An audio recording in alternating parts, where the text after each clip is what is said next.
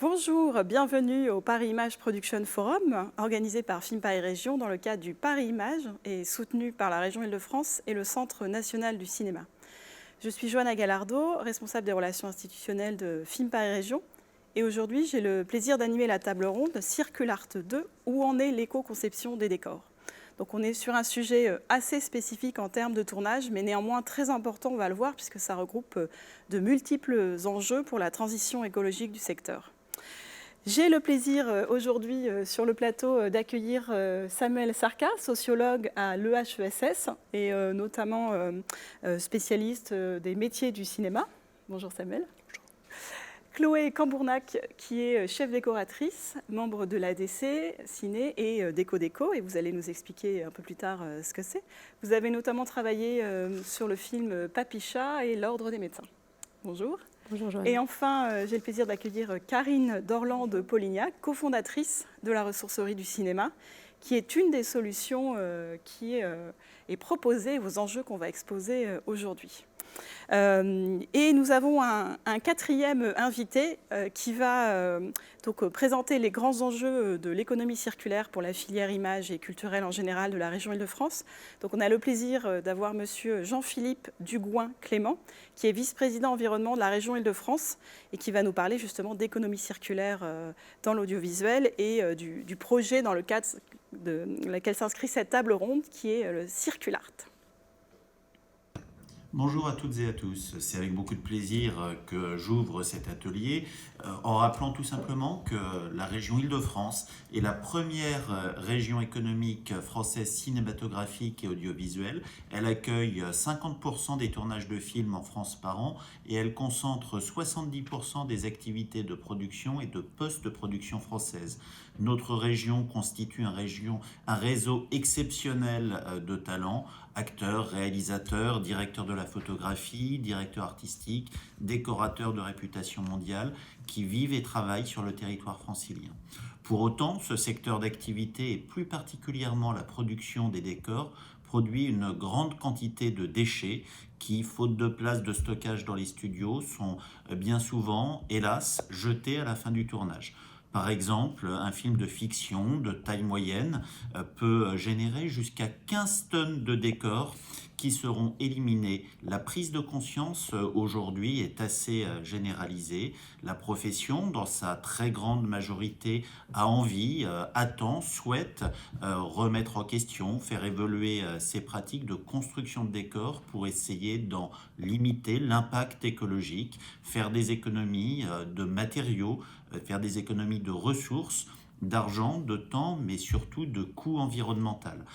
C'est dans ce cadre que notre région francilienne a lancé en 2016 une mission pour promouvoir et développer la prévention, la valorisation des déchets de l'audiovisuel et du spectacle vivant pour améliorer, accompagner, amplifier ces pratiques. Cette mission, que nous avons dénommée Circul Art, a été menée en partenariat avec le collectif Ecoprod et la commission du film. Ce sont 11 sites qui ont été associés, 70 acteurs culturels qui ont permis d'identifier un certain nombre de problématiques. Tout d'abord, l'impact d'un tournage qui est lié au décor. 80% des déchets ne sont ni triés ni caractérisés par les sites étudiés et 40% des déchets ont un exutoire inconnu. Il existe également un potentiel important de réutilisation, de valorisation, de mutualisation des décors à l'échelle des territoires et des acteurs locaux. Également, les acteurs culturels qui souhaitent s'engager dans des démarches plus circulaires, mais qui manquent souvent de connaissances et d'informations pratiques centralisées, accessibles dans les pratiques d'éco-conception, du réemploi des décors et la valorisation des déchets. Bref, essayer de rendre plus visible le maquis de normes auxquelles vous êtes confrontés. En se basant sur les résultats du projet Circul Art, la région a souhaité impulser, financer le lancement du deuxième volet, un Circul Art 2, porté par Film Paris Région, afin d'inciter les professionnels de la filière images et spectacles vivants de la région Île-de-France à utiliser les outils de bonne pratique d'éco-conception de décor et également de gestion des déchets, d'expérimenter leur mise en œuvre sur 2 studios pilotes. Ça n'est un secret pour personne que le secteur culturel a été et est toujours particulièrement impacté par la crise de la Covid. Pour autant, je veux croire que la prise en compte de l'économie circulaire, de la transformation écologique plus généralement, est et sera un facteur de compétitivité, constituera un levier qui permettra de faciliter, d'être un élément de sortie de crise pour les acteurs de la culture.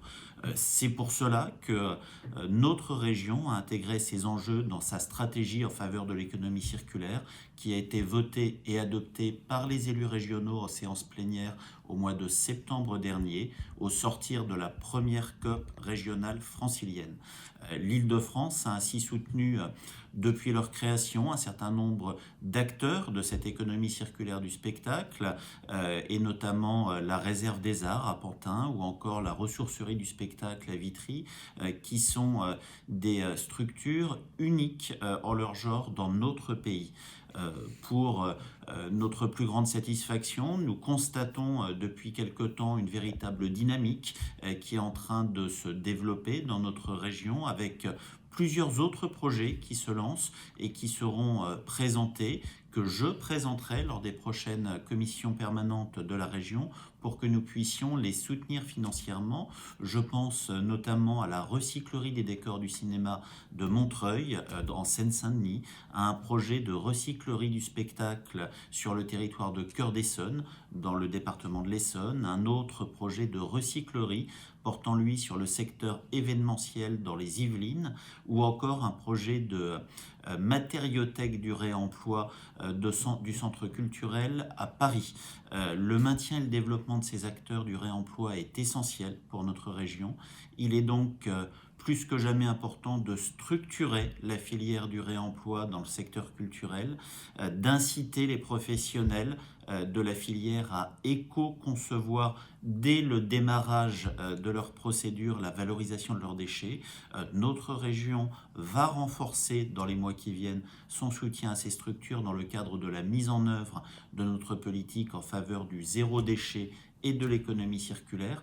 Ce soutien, j'en parlais tout à l'heure, a également été confirmé dans le cadre des 192 engagements que nous avons pris au sortir de la COP de la région Île-de-France, qui a permis pendant plusieurs jours de réunir des dizaines d'acteurs œuvrant pour la transition écologique et qui a permis à notre région de s'engager concrètement sur un certain nombre d'axes, dont cela. Et j'attends donc avec beaucoup d'impatience de voir les résultats de ce projet Circulart 2, la façon dont ils pourront être appropriés par les acteurs franciliens sur le terrain. Et je vous souhaite des échanges et des travaux riches, denses, fructueux. Très bonne journée à vous et merci de votre participation. Merci, Monsieur le Vice-président, pour avoir présenté le deuxième volet de Circulart et l'ensemble des enjeux qui conduisent ce projet. Et finalement, aujourd'hui, c'est le volet 2 qui commence avec nos intervenants. Il me semble important pour recontextualiser un peu cet enjeu d'économie circulaire que d'après une étude récente d'Ecoprod, il est montré donc que la filière image doit être en mesure de réduire de 4,3% par an son impact carbone si la filière veut participer aux efforts d'enjeux de transition écologique à l'échelle de 2030, comme il est demandé au sein de l'Union européenne et aussi au niveau national. Donc là, on part du global et on se rend compte que donc, le tournage a un impact au sein de la filière image et que plus particulièrement, la construction de décors qui représente 1/5 de l'impact carbone d'un film. Donc il y a un enjeu, il y a un travail à faire et les professionnels sont très mobilisés, on va le voir aujourd'hui. Ce qui peut-être est important de rappeler, puisqu'on parle de déchets sur un tournage, c'est de dire que les déchets sont liés à l'administration de production, des déchets liés à la restauration et les déchets liés au décor, sujet qui nous anime plus particulièrement aujourd'hui. Et comme l'a rappelé aussi monsieur le vice-président, on est en pleine mutation, les business models sont revus, les modes de diffusion des œuvres, mais aussi les modes de fabrication. Donc il nous paraît très important effectivement d'intégrer la transition écologique dans les modes de fabrication. Et justement, on aimerait savoir, de mieux identifier si les professionnels sont prêts à prendre en compte ces enjeux, comment doit-on les sensibiliser, les former et les accompagner. Et c'est pour ça que la première action du volet 2 du projet Circulart a été de lancer un questionnaire d'analyse des pratiques. Et donc je me retourne vers Chloé, membre d'EcoDéco, qui est à l'initiative de cette proposition de questionnaire. Chloé, est-ce que vous pouvez nous donner un petit peu le contexte et pourquoi l'envie de ce questionnaire d'analyser les pratiques métiers des chefs décorateurs et métiers associés? Merci Johanna. Alors à la session 2019 du Salon des tournages organisé par Film Paris Région, une table ronde avait été organisée pour expliquer un petit peu, disons, un tournage qui était plutôt vertueux, qui était le tournage du film Mission. Donc un directeur de production a été invité, Nicolas Trabeau, ainsi que sa première assistante Léa Alric, Sabine Barthélémy aussi, chef peintre, était intervenue. Enfin, différents intervenants avaient participé à cette table ronde et moi je m'étais rendu compte, en tant que chef décoratrice, que ces questions-là, je ne me les étais jamais posées. La question de la provenance des matériaux, la question de comment j'allais transformer ces matériaux, parce qu'on transforme la matière première en un décor, et ensuite la question des déchets. On s'est rendu compte à la sortie de cette table ronde qu'on manquait cruellement disons, de pouvoir centraliser toutes ces informations-là, d'avoir accès à ces infos, que des initiatives évidemment avaient déjà été entamées, notamment avec EcoProd. Donc, au sein de l'association des chefs décorateurs, William Abello et Valérie Valero connaissaient déjà bien ce sujet-là, mais tout d'un coup, on a trouvé ça très opportun de s'en emparer. L'ensemble des métiers de la décoration, les métiers associés du décor, qui est une association, le MAD, et l'ADC, et ainsi que d'autres professionnels qui n'étaient pas forcément affiliés à des associations. On s'est tous regroupés et on s'est dit que la première chose qu'on pourrait faire, c'est peut-être se questionner nous-mêmes, savoir quelles étaient nos pratiques, quelles étaient nos intentions, quelles étaient nos envies. Et c'est là qu'on s'est tous rencontrés, qu'on a vu la synergie avec Circulart 2. Et on a demandé à Samuel Zarka, donc sociologue, qui est très spécialisé dans ce type de discipline, disons, de venir nous accompagner dans notre travail pour pas que ce soit, pour que ces chiffres soient un vrai outil d'étude qui manquait cruellement au secteur. Voilà. Alors justement, Samuel, le questionnaire a été lancé cet automne, c'est ça? Tu vas nous en dire un petit peu plus. Qu'est-ce qu'il en ressort, puisque vous avez déjà commencé à analyser les résultats? On a quelques éléments déjà intéressants à nous communiquer, mais peut-être rappeler aussi la méthodologie de ce questionnaire et un peu le contexte. Le cadre. Ouais. Eh bien, oui, il y a des choses qui ont déjà été dites. Déjà, moi, je viens pour accompagner un peu une démarche qui est une démarche d'abord qui a été initiée par les professionnels. Je pense que c'est important de le rappeler. Il y a un vrai ancrage professionnel et une vraie interrogation qui a émané professionnellement. Et donc, moi, on m'a sollicité pour accompagner un peu tout ça parce qu'il s'agissait de donner un peu de rigueur méthodologique à la démarche, en fait. Donc moi, ça fait plusieurs années que je travaille sur le cinéma, son organisation, etc. etc. Donc je connaissais un peu les métiers de la déco, je ne les connaissais pas sous l'angle de l'éco-conception. Il s'agissait de construire un regard là-dessus, considérant en particulier des éléments qui ont été évoqués, mais que je rappelle parce que en fait, c'est les cadres dans lesquels on réfléchit. Donc l'absence de prise en compte de la déco, enfin quasi-absence, de la déco dans les initiatives récentes relatives à l'éco-responsabilité des productions, parce qu'il y a déjà des prestataires qui existent, mais le grand oublié dans cette histoire, c'était la déco. La destruction systématique des décors après usage, de potentielles inerties ou difficultés, ou plutôt des inerties avérées, des difficultés avérées de connecter les tournages aux filières de tri et de recyclage des déchets, construction, peinture notamment. Et puis un dernier élément qui a été évoqué par Chloé, c'est l'illisibilité en fait, des pratiques des chefs décorateurs et des équipes, étant donné leur dispersion. Chacun travaille sur des tournages dans son coin et en fait, les occasions d'échanger sur les pratiques existent, mais ça reste assez ponctuel, de pair à pair, et on n'a pas vraiment de visibilité sur comment on travaille, quoi. Du coup, ça pose des questions sur les conditions de mise en œuvre de l'éco-conception de décors dans le cinéma et dans l'audiovisuel. En particulier, en matière de, donc on a parlé de réemploi de matériaux et de décors, de recyclage, il y a aussi la dépense énergétique, dont on n'a pas trop parlé, mais qui est aussi un enjeu, quoi. Sachant que c'est différents sujets, mais qui sont reliés entre eux. Donc du coup, cette enquête, donc enquête par questionnaire, qui prend la suite du Production Forum qui s'appelait Soyons des tournages, je crois à l'époque, il y a 2 ans. L'année dernière, il y a eu un stand qui a été fait par l'ADC EMAD, un stand éco-conception qui visait à mettre en visibilité quand même des expériences en matière de matériaux, etc. Auprès de la communauté des professionnels. Bon. Et le questionnaire, il s'inscrit un peu dans la suite de ça, quoi. Comment rendre ces expérimentations opérationnalisables, je dirais.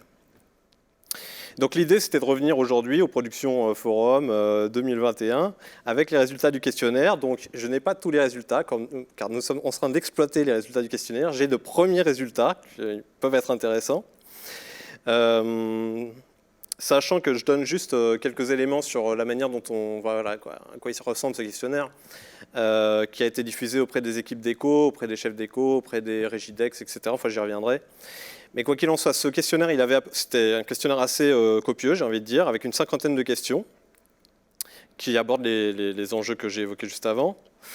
Et l'idée, c'était donc d'interroger les professionnels pour construire un regard qui soit complémentaire des approches que moi j'appelle des approches ingénieurs, qui sont très intéressantes au demeurant, mais qui regardent surtout les équipements, les process, qui ne questionnent pas tellement la manière dont les gens travaillent. Là, la question, c'était vraiment de savoir comment les gens travaillent, quelles sont leurs contraintes en matière d'éco-conception et quelles sont leurs éventuelles attentes, voilà, sur ces sujets-là, quoi. Donc un focus sur les équipes. Donc nous, ce qu'on voulait faire, c'est un regard factuel sur les pratiques, en relation avec des problématiques de soutenabilité, d'économie circulaire. Ce questionnaire aussi, du fait de sa diffusion, c'était aussi un outil de sensibilisation de gens qui ne sont pas forcément proches de ces problématiques en premier abord. Donc voilà, les informer. Et puis identifier des leviers d'action ou des marges de main-d'œuvre pour les professionnels, pour les entreprises, pour les pouvoirs publics, pour faire évoluer, voilà, les pratiques de travail. Il y a aussi un enjeu, c'est que dans le cinéma, dans l'audiovisuel, il y a aussi une forte autonomie dans le travail qu'il ne s'agit pas non plus de réduire, quoi. Il faut aussi préserver cette dimension d'autonomie dans le travail, mais tout en rendant accessibles des pratiques qui sont évolutives par rapport à l'état des choses actuelles. Cette enquête, on l'a diffusée pendant 7 semaines de fin octobre à mi-décembre 2020. J'espère que je ne suis pas trop long. Fais-moi signe, hein. Auprès de certains postes, ça c'est un choix méthodo. Donc les postes qu'on a choisis, parce qu'on pouvait pas, il y a beaucoup de métiers en décoration, dans les équipes de décoration, il y a potentiellement toutes sortes de métiers, et il a fallu qu'on fasse un peu un tri pour avoir un échantillon cohérent, quoi. Donc c'est quand même, on s'intéresse quand même à pas mal de métiers en fait, puisqu'on a les chefs déco, premiers assistants, ensembliers, régidex, chef peintre, chef constructeur, chef staffeur, chef sculpteur, chef tapissier. Donc en grosso modo, c'est les chefs de poste, considérant qu'ils ont quand même une certaine responsabilité à l'endroit où ils sont, donc qu'ils avaient des informations intéressantes à nous donner. Donc là, on est dans l'exploitation des résultats. Les résultats finaux seront diffusés dans un rapport et dans une synthèse qui arriveront à mi-février. Et aujourd'hui, je voudrais donner juste maintenant quelques éléments concrets sur le contenu du questionnaire, qui pourront nourrir la discussion qui va suivre, d'ailleurs. Donc ce questionnaire, on a un peu plus de 300 répondants, au mieux, parce qu'après, comme c'est un gros questionnaire, ça se tasse un peu au niveau à 250, quoi, mais ce qui est pas mal, quand même, on considère, surtout au regard de la démographie du secteur. Ça permet de constituer une signification statistique qui est raisonnable, en gros d'être à peu près sûr de ce qu'on dit. Donc on a 188 femmes parmi les répondants, 139 hommes, toutes les tranches d'âge, de 25 à 65 ans. On a 104 chefs d'éco, 56 premiers assistants, 47 ensembliers, 51 régidex, 41 chefs peintres, 16 chefs constructeurs, et on a ce que je considère être des témoignages, parce que c'est plus minoritaire en fait, de 5 chefs sculpteurs, un chef tapissier et un chef staffeur. Bon. On a une population qui est surtout active dans la fiction de cinéma, mais aussi beaucoup dans l'audiovisuel, mais aussi dans la publicité, l'événementiel et le flux avec décor. Donc on aura aussi des éléments sur ces activités-là. On a 75% des répondants qui sont principalement actifs en Ile-de-France, mais on a quand même 22% qui sont principalement actifs en région. Donc on aura quelque chose à dire sur les régions, puis 3% à l'étranger. Donc juste 6 chiffres clés voilà, qui sont intéressants à ce stade. Sur une question qu'on posait spécifiquement au chef déco, premier assistant, chef constructeur, on leur posait la question, quand vous créez un décor ou une partie de décor, quelle proportion de sa réalisation pourrait selon vous être effectuée à partir de feuilles de décor démontables ou récupérables? Eh bien, les réponses sont 25% considèrent que 30% du décor est recyclable pourrait être constitué à partir de feuilles de décor démontables et récupérables, donc 25%. Pardon. 25% considèrent que ça pourrait être 30% du décor, 20% considèrent que ça pourrait être 40% du décor, et 22% considèrent que ça pourrait être plus de 40% du décor. Donc ça indique qu'il y a une grosse marge de main-d'œuvre pour le réemploi de décor. Voilà. Donc en lien avec de potentielles ressourceries, ou pas seulement potentielles, des ressourceries effectives, on en parlera tout à l'heure. Deuxième point, toujours une question au chef décorateur, premier assistant, ensemblier, Régidex. Alors en préparation, quels moyens privilégiez-vous pour vous fournir en meubles et accessoires? Là, ce qui ressort en premier, en préparation et d'ailleurs en tournage c'est pareil, c'est les loueurs. Donc c'est intéressant, c'est-à-dire qu'il y a un intérêt pratique, que tu pourras d'ailleurs commenter éventuellement Chloé, un intérêt pratique factuel aujourd'hui pour la location, quoi. Plutôt que, alors on vient après le magasin physique de seconde main, mais tout ça vient loin devant Amazon ou même devant le stock personnel. Donc là, il y a aussi un potentiel pour la location. Au niveau des inerties, à la question, il existe chez nos fournisseurs de plus en plus de matériaux écolabellisés dont les propriétés et les coûts sont désormais proches ou égaux de ceux des matériaux classiques, bois, carton, peinture, papier. Vos fournisseurs vous informent-ils sur ces produits et labels? Là, on a 70% des répondants qui disent non, donc nous n'avons jamais d'informations sur ces matériaux écolabellisés, etc. Mais nous aimerions qu'ils le fassent, que nous soyons formés. Donc 70% des répondants. Donc là, on a ce qui se manifeste, c'est un intérêt professionnel pour ces questionnements, en fait. Et donc, il y a aussi un questionnement par rapport aux prestataires. Est-ce qu'ils disposent de matériaux de ce type-là? Est-ce qu'ils peuvent en faire davantage de la promotion à ce niveau-là? Parce que voilà, il y a une oreille, en fait.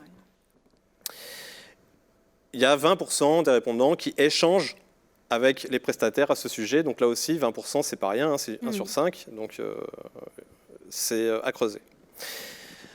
En cours de film en décor naturel, avez-vous généralement accès à un choix de prestataires de proximité satisfaisant pour vous débarrasser de vos déchets, pierre, bois, peinture, résine, tissu, etc., etc. Là, on a 50% des répondants qui considèrent que non, ils n'ont pas accès facilement à des prestataires de proximité pour se débarrasser des déchets.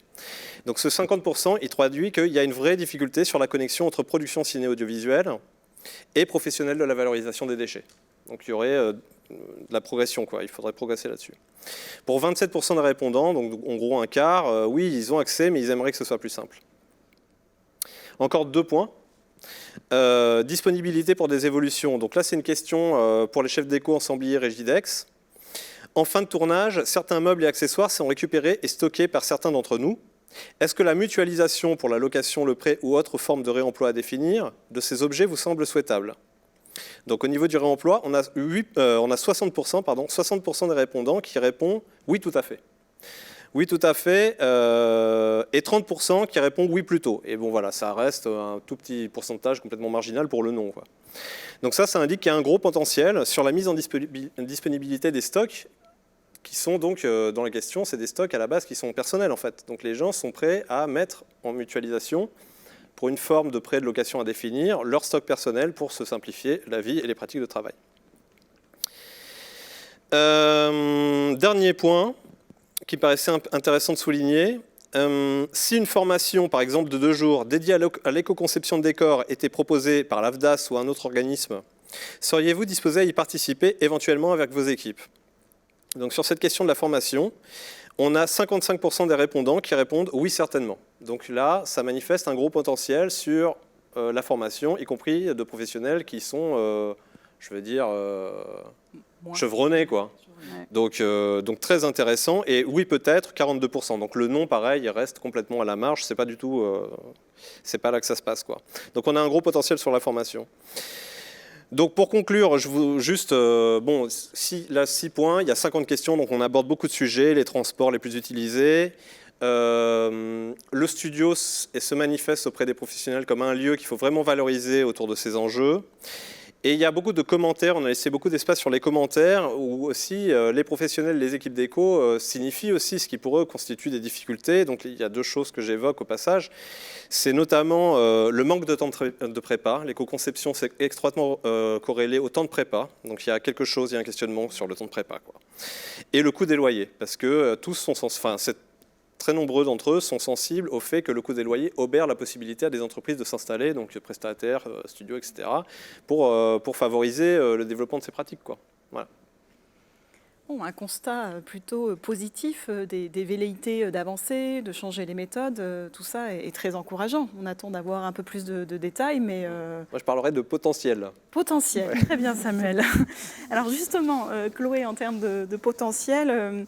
Comment vous réagissez un peu par rapport à ce questionnaire? Comment vous voyez, comment les pratiques se développent un peu dans votre quotidien de chef décoratrice? Est-ce que ça avance? Est-ce que ça bouge? J'imagine qu'il y a encore beaucoup de chemin à effectuer auprès de vos homologues. Comment...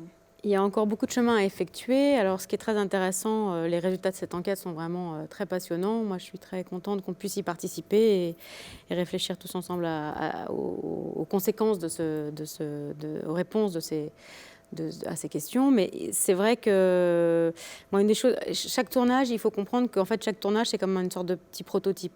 Ils sont tous singuliers, même si on applique un peu les mêmes recettes. À chaque fois, il faut tout réinventer. Il faut réinventer la roue la plupart du temps. L'offre de studio, c'est formidable, en effet, un studio, parce que c'est un lieu de préparation, c'est un lieu du début jusqu'à la fin, toute la phase est localisée dans le même lieu. Donc, on se déplace moins, on a une proximité, une facilité, on peut échanger avec d'autres équipes qui sont là aussi. Donc, c'est à la fois un lieu de travail et un lieu d'échange qui sont assez formidables. Malheureusement, l'offre de studio n'est pas illimitée. Donc, la plupart du temps, on se retrouve parfois dans des situations où on doit faire, par exemple, des studios artificiels dans des friches. Et donc, à ce moment-là, c'est là qu'on se pose la question de tout réinventer. Les déchets, les bennes, comment on va les retrier, comment on fait venir le bois, où est-ce qu'on peut stocker, est-ce qu'il y a un gardiennage, est-ce qu'on doit chauffer, etc. Donc, on se retrouve dans des problématiques qui nous dépassent un petit peu, avec des temps de préparation qui sont assez réduits.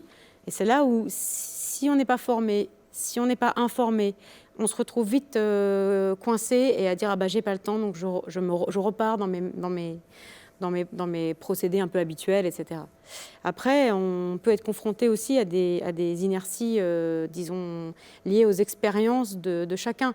Sans formation, on ne peut pas changer nos habitudes de travail. Et c'est très important, et on y réfléchit aussi avec la ressourcerie, à trouver un moyen de réfléchir à tous nos protocoles de travail, tester les matériaux, voir si c'est... Alors ok, la peinture écologique c'est bien, mais comment elle réagit, comment elle va réagir à la lumière, quand on la monte et qu'on la démonte, comment les enduits vont reprendre, comment la démontabilité des feuilles, quelles sont les techniques pour arriver à faire ce petit millefeuille qui fait que couche après couche on va les enlever, pouvoir mettre la peinture dans un endroit dédié, le papier dans un endroit dédié, etc. et se retrouver à la fin avec cette feuille décor en bois réutilisable. Voilà, toutes ces questions-là, on est face à aussi une certaine solitude là, et que tout le monde s'agrège sur ces questions, c'est vraiment c'est porteur d'espoir, quoi, disons. Quel est le retour des producteurs et des directeurs de production? Est-ce qu'ils sont sensibilisés? Est-ce que vous essayez j'imagine, vous dialoguez avec eux sur ce sujet-là? Moi, j'ai la sensation que le dialogue est très ouvert. J'ai la sensation qu'il y a beaucoup d'initiatives de tous les côtés au jour d'aujourd'hui, et que ce qui peut manquer, c'est justement se réunir. Donc nous, on a pensé que c'était important de faire ça au niveau de la décoration, de lier l'ensemble des techniciens et de se rendre compte de ce dont on avait envie, pour ensuite agréger en effet tout un panel d'acteurs, les fournisseurs, la région, les institutions qui peuvent nous aider aussi, et essayer de trouver un moyen que ce ne soit plus des initiatives personnelles d'écolos rigolos voilà, qui disent on a envie de faire attention à la manière dont on travaille. Ah ben non, c'est trop cher. Donc ça ne peut pas être une dimension qui est uniquement sur la déco, de même qu'uniquement sur la régie ou uniquement sur les costumes. Je sais que les associations de techniciens de costumes s'intéressent aussi fortement à cette problématique. Donc je pense que l'ensemble des techniciens du cinéma se posent cette question-là en ce moment. Et il serait vraiment intéressant que les directeurs de production, que les producteurs eux-mêmes s'emparent de ce sujet et qu'on puisse trouver ensemble une réponse. Donc il y a un vrai besoin de fédération. Oui. d'échange d'informations. Ça a été dit aussi dans le questionnaire, d'avoir des outils ou en tout cas des lieux de captation de l'information sur les pratiques métiers assez centralisés. Et puis il y a la question de la formation elle-même, de changement des habitudes, donc où là, effectivement, avis aux organismes de formation, en tout cas, il y a un créneau pour faire évoluer les choses.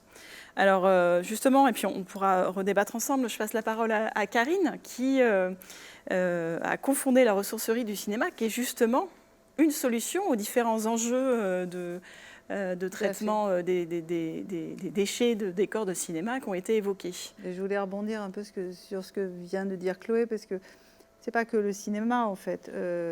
Nous, dans le cinéma, on crée des feuilles de décor. Nous, c'est ce qu'on va essayer de sourcer et de remettre sur le marché avec tous les autres matériaux qui existent et utilisés sur le cinéma, comme des sols, du parquet, du lino, des portes, des fenêtres, et de le remettre sur plein d'autres secteurs qui sera le réemploi, le particulier, l'architecte d'intérieur, l'événementiel si ça fonctionne, si on arrive à trouver des procédés qui fonctionnent à tous les secteurs, mais le spectacle, le cinéma, tout ça sont liés en fait. Et si en partenariat la ressourcerie arrive à travailler de plus en plus sur des sujets de nouveaux matériaux, de développer des matériaux qui soient éco-conçus, du coup on pourra aussi les amener sur les autres secteurs, ce sera plus seulement un seul secteur.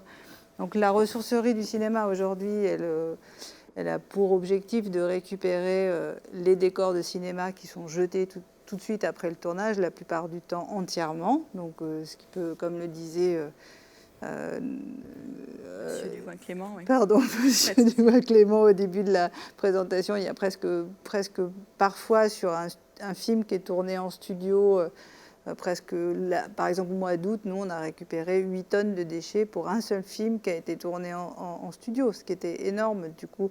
C'est un long métrage, c'est une C'était série. un long métrage, tout à fait. Et du coup, on se dit que si à chaque film il y a tant de déchets, enfin c'est même pas, parce que nous, ce qu'on essaye de développer justement, c'est que ça ne devienne pas un déchet, surtout pas. C'est ce qu'on veut faire, c'est récupérer ces matériaux avant qu'ils deviennent un déchet pour pouvoir le remettre à disposition d'autres secteurs. Donc l'idée c'est ça, c'est récupérer sur les tournages un maximum de produits qui ont déjà été utilisés, qui sont très peu abîmés et qui peuvent être employés rapidement et les remettre sur les secteurs. Nous, notre idée, c'est ça.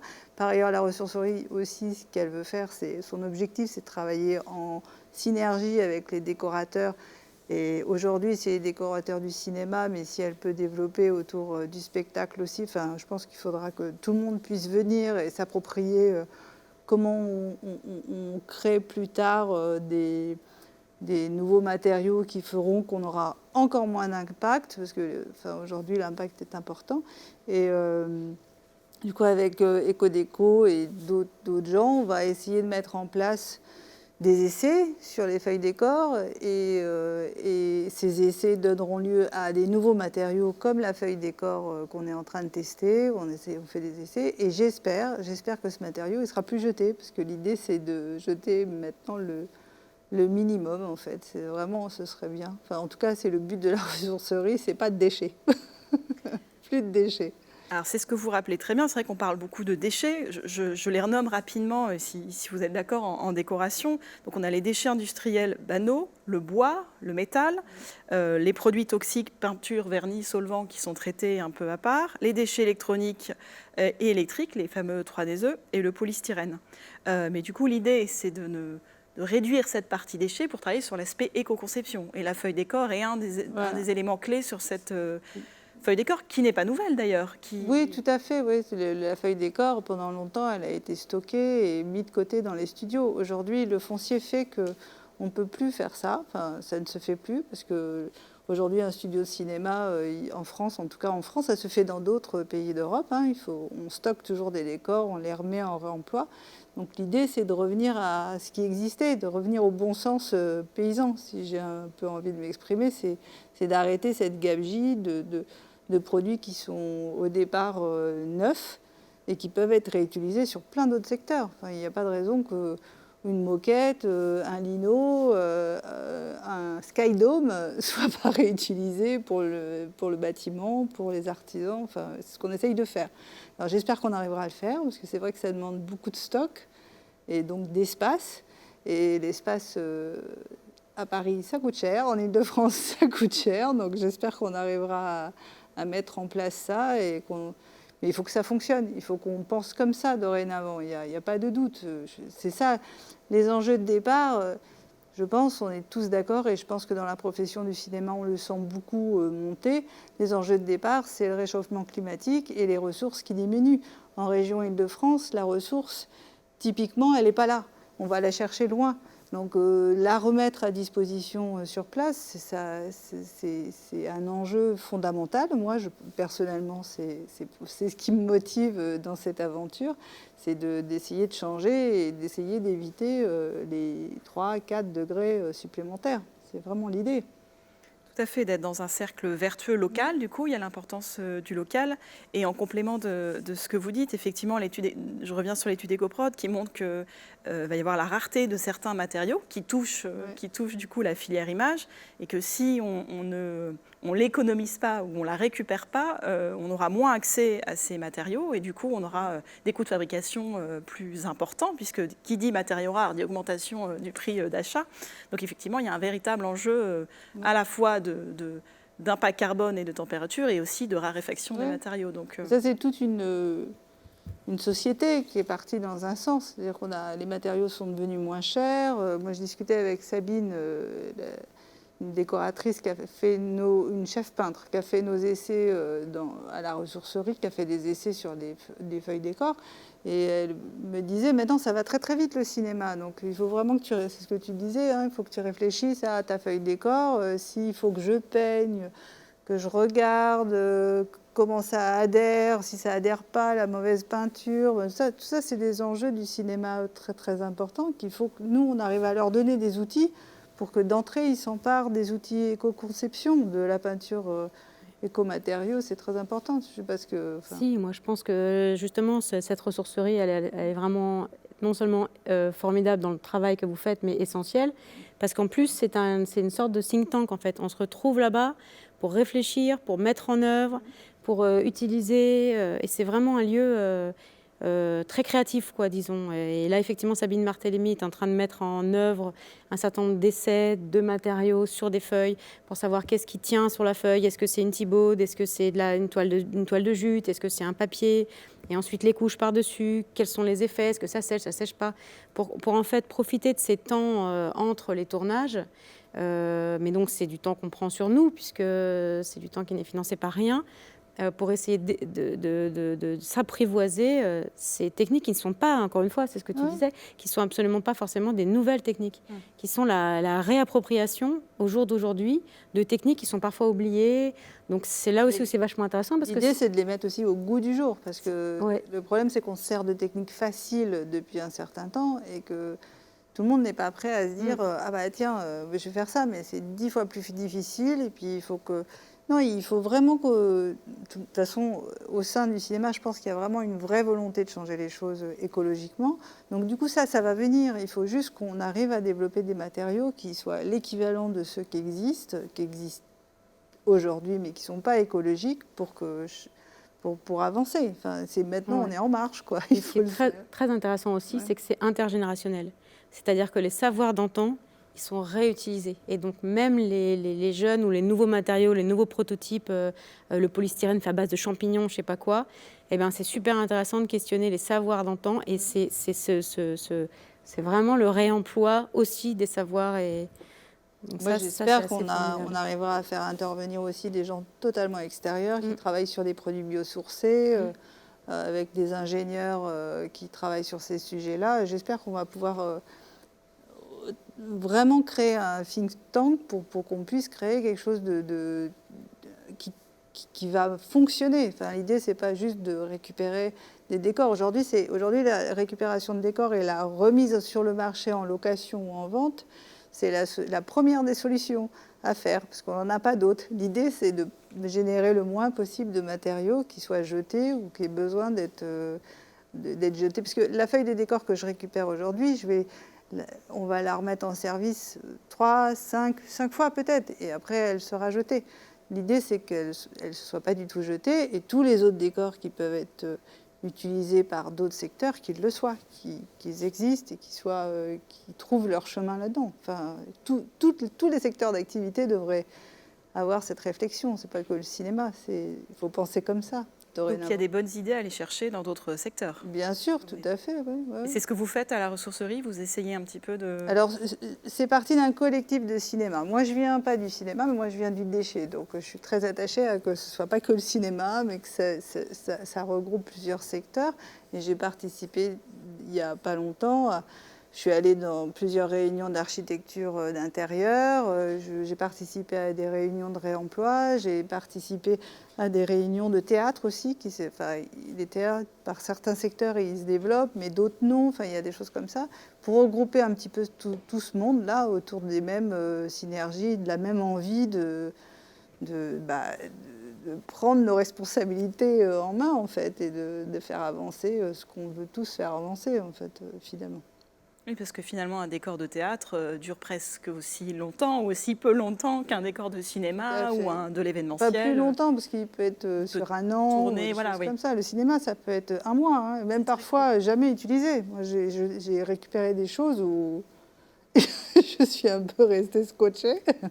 Mais bon, voilà, donc c'est vraiment, faut juste repenser ça de façon logique et bon sens paysan. Moi, je dis, c'est du bon sens paysan. Et alors, je suis un producteur ou un directeur de production. Comment ça fonctionne avec vous? Est-ce qu'il faut... on vous appelle à la fin du tournage ou il faut anticiper? Non, aujourd'hui, on peut nous appeler aujourd'hui parce qu'on est dans une phase de gros tests et ça fonctionne très bien. D'ailleurs, on est assez surpris de...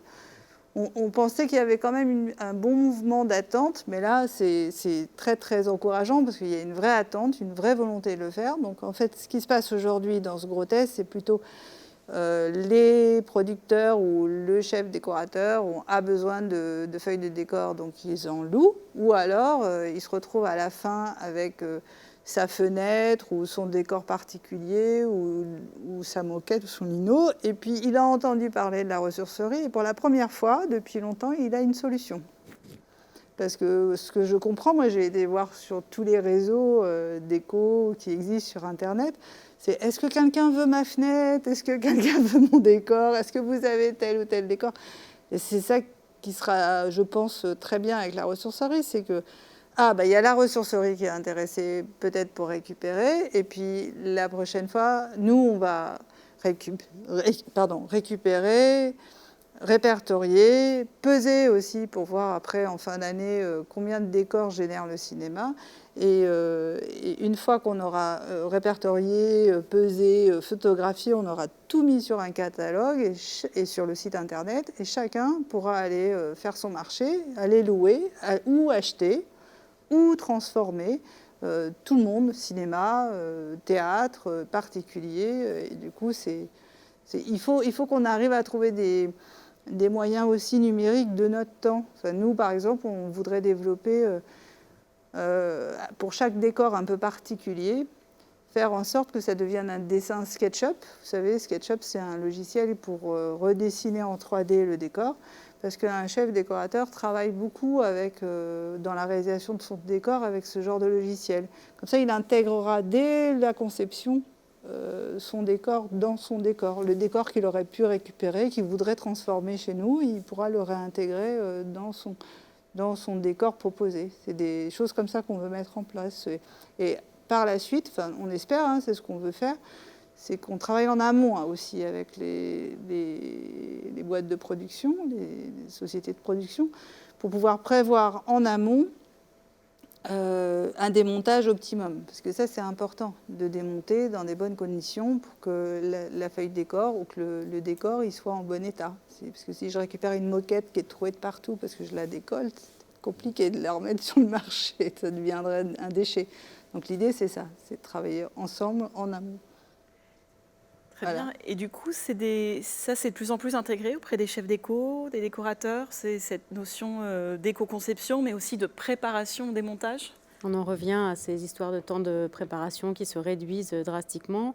où on a déjà du mal à faire notre travail pour le film, et on a encore plus de mal à intégrer l'éco-conception si on n'est pas aidé par des structures, par une formation, par tout ça. C'est-à-dire qu'il faut ce temps en plus, on ne l'a pas matériellement.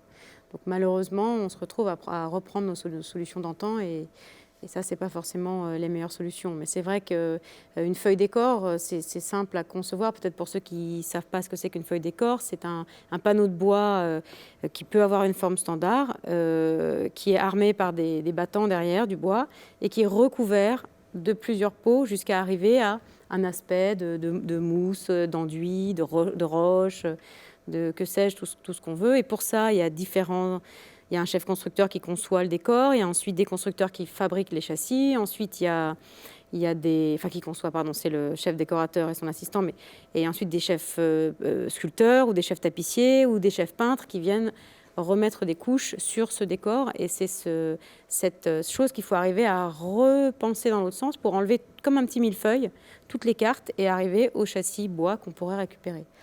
Pareil pour le sol, effectivement, pareil pour les plafonds toilés, pareil pour les fenêtres, etc. Donc c'est très difficile d'intégrer aujourd'hui l'éco-conception correctement dans les temps de préparation qui nous sont impartis. Mais s'il y a une vraie volonté de la production, il faudrait inciter la production à le faire. C'est ce que tout à l'heure, visiblement, le décor n'était pas intégré dans le label. Donc du coup, ce serait vraiment bien de l'intégrer maintenant, que ça en fasse totalement partie, en fait, parce que le décor, ça représente 1/5 des déchets. Et donc il y a un business model à oui, créer, que vous créez déjà, et à démontrer. On espère, parce que sinon ça ne tiendra pas. Et donc c'est vecteur d'emploi aussi, Voilà. puis vous en êtes la preuve. Et en termes de coûts, on voit qu'on a besoin de temps. Qui dit temps, c'est du temps humain, donc de l'argent. Est-ce que économiquement, cette solution est intéressante? Comment on s'y retrouve? Il faudra qu'on s'y retrouve, de toute façon, on n'a pas le choix. Si on ne fait pas ça dans tous les secteurs, on n'a vraiment plus le choix. Il faut que ce soit une solution économique. Et pour les productions aussi. Mais c'est là aussi où l'idée peut-être d'une labellisation ou d'un quelque chose d'un peu vertueux qui pourrait revenir, je ne sais pas, une ligne au crédit d'impôt, j'en sais rien, quelque chose qui ferait que effectivement une dépense éligible, aller louer effectivement des décors ou racheter des éléments de décor qu'on pourra remettre après parce qu'il faut qu'on les transforme, cette dépense-là puisse être aussi éligible. Et qu'ensuite, effectivement, les productions retrouvent un peu leur bille aussi là-dedans. Et peut-être que ça dégagerait un peu du temps et des choses. Donc, Parce que finalement, si je comprends bien, si la feuille décor est récupérée, on s'évite la fabrication de la feuille décor. Donc il y a un gain de temps quand même. Il y a un gain de temps pour cette partie-là de la conception des décors ou de la fabrication des décors qui n'est pas la plus glamour et la plus intéressante et qui pourrait dégager aussi du temps pour nos constructeurs pour faire des choses plus fines. Retravailler sur, je sais pas, refaire travailler les serruriers, mais ça c'est encore un autre problème. Mais il y a des professions qui ont tendance à disparaître justement avec ces coûts, ces temps de travail qui diminuent. Et c'est pas la seule raison. Hein. Je veux pas avoir l'air de dire des choses que, mais en tout cas je sais que de ma petite lunette où j'ai pas forcément toutes les infos, il y a des professions en effet qui ont moins le temps de travailler parce que les temps se réduisent. Donc et ça permettrait peut-être de redonner un peu d'air, de réinventer aussi une manière de travailler demain. Et si je peux me permettre juste d'intervenir sur cette question-là, effectivement, il n'y a pas de solution toute faite, mais je veux dire, il y a une réflexion autour des dispositifs incitatifs à avoir et à approfondir. Quoi. Là, c'est évoqué en filigrane, mais en fait, c'est décisif parce que c'est difficile de s'attendre à ce que tous les producteurs deviennent des écolo-militants demain matin. Oui, donc, il faut vraiment que ça devienne un peu systémique. Et donc, il y a aussi le questionnaire, c'est pas non plus de tout faire retomber sur les épaules du chef d'éco ou l'équipe d'éco. Il faut que ce soit un environnement, en fait, qui soit institutionnel, qui soit... Oui, parce que le chef d'éco, s'il n'est pas suivi ou incité ou aidé dans sa volonté de faire mieux, on ne fera pas. Mais je pense que grâce au résultat de cette enquête, peut-être qu'on ouvrira nos discussions à ce moment-là aux autres acteurs aussi nos tables rondes, grâce à ton travail, voilà. On pourra amener d'autres acteurs à discuter avec nous. Eh ben, l'invitation est lancée. C'est une très belle conclusion pour notre table ronde qui se termine déjà pour un sujet passionnant. Peut-être pour résumer en quelques mots, moi, ce que je comprends, donc il y a un vrai besoin de formation, notamment à l'éco-conception des décors et aux outils qui sont déjà là, ou en tout cas de la mutualisation des outils et mutualisation dans des lieux structurants que peuvent être un studio par exemple, ce qui rejoint la demande en communication, en sensibilisation, quels prestataires existent, comment se sensibiliser dans ces pratiques métiers. Donc une logistique renforcée aussi, à la matériothèque, collecte, la ressourcerie est une solution. Et puis évidemment un soutien adapté, comme vous le soulignez tous les deux, à la fois dans peut-être les conditionnalités des aides, que les institutions, que les partenaires s'emparent aussi de ce sujet-là. Et c'est d'ailleurs l'objet du projet Circulart, dont je dois mon dossier, qu'il est aidé par l'ADEME et la région Île-de-France. Merci beaucoup à tous les intervenants pour avoir nourri ce sujet, qui n'est que le début finalement. C'est un premier état des lieux et il y aura d'autres retours, d'autres discussions. Donc merci à tous et merci beaucoup au Centre des Arts d'Enghien-les-Bains d'avoir accueilli cette table ronde du Paris Image Production Forum. À bientôt.